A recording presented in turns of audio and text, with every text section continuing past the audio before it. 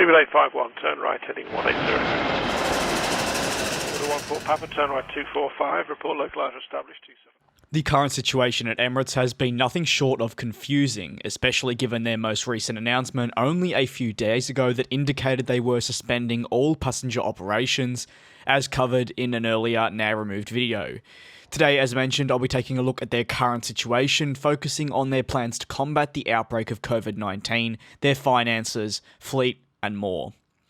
Emirates has announced through a press release that is continuing to be updated that they'll be suspending the majority of their passenger operations as of tonight, therefore grounding the vast majority of their extensive fleet, which includes not just the Airbus A380, the world's largest passenger plane, but also the Boeing 777. The carrier had been for the past week or so continuing to operate passenger services in what they called a bid to get people back to their home as soon as possible before shutting these routes. Now, this is something we've seen across the board, really, with a number of airlines operating emergency rescue flights to get national citizens of the airlines back home to their respective countries. With the passenger services being severely reduced, remember not completely suspended, the airline has also noted it will continue flying its fleet of Boeing 777 freighters on services for essential supply of transport goods around the world. While Emirates will deploy the Boeing 777 freighters, it hasn't been uncommon to see airlines also utilise their own passenger aircraft, which aren't flying commercial services, to also transport essential and medical goods to areas in need.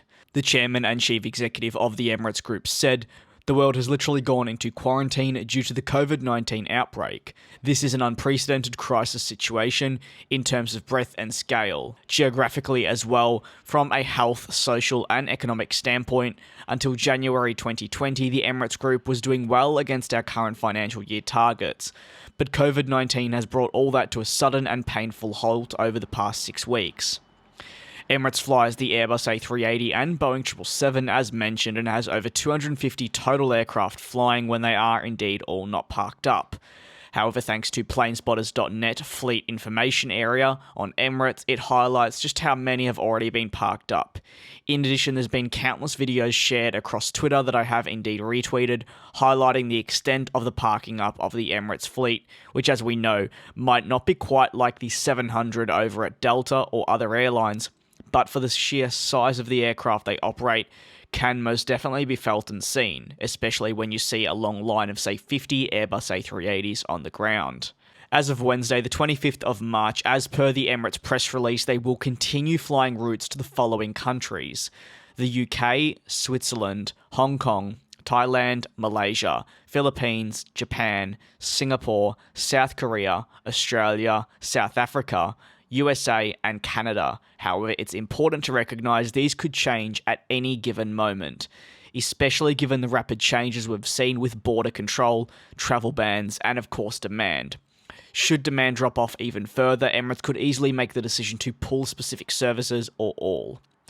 Concerns can also obviously arise over the future of a group or an airline in the current situation we're in. In this case, the chairman has noted that Emirates is indeed in a strong position to survive such a crisis as this. While I don't use that word lightly, it can only be described as that, or a pandemic, and it's simply unprecedented.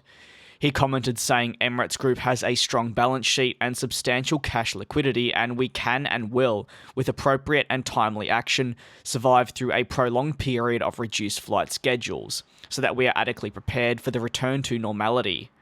When it comes to changes behind the scenes with pay regarding the Emirates Group, they will indeed be following other airline executives. Sir Tim Clark and Gary Chapman, the presidents of Emirates and the ground handling company Donata, respectively, will be foregoing 100% of their basic salary for the period of 3 months.